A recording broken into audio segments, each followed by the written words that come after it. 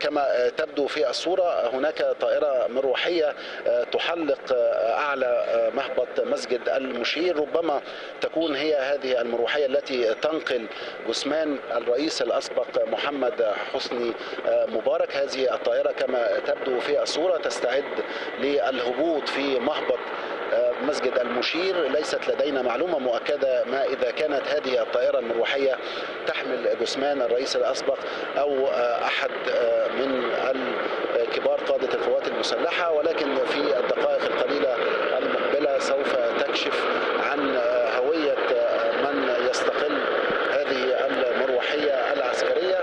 كل الاستعدادات هنا تجري على قدم وساق. اللمسات الأخيرة لهذه الاستعدادات تبدو في خلفية المشهد إذانا ببدء وانطلاق مراسم تشييع جنازة الرئيس الأسبق محمد حسني مبارك.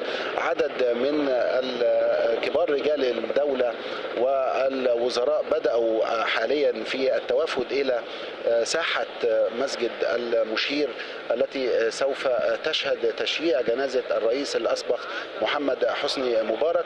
في هذه الأثناء لا تزال هذه الاستعدادات تجرى على قدم وساق. الصورة كما تبدو لديك شهاب تعكس اللمسات الأخيرة على هذه الاستعدادات، وكما أشرنا هذه المروحية على ما يبدو هي المروحية التي تحمل جثمان الرئيس الأسبق محمد حسني مبارك إذانا ببدء مراسم التشييع التي سوف تنطلق تمام بعد الظهر، صلاة ظهر اليوم في تمام الساعة 12:30. يتقدم المشيعين خلالها السيد الرئيس عبد الفتاح السيسي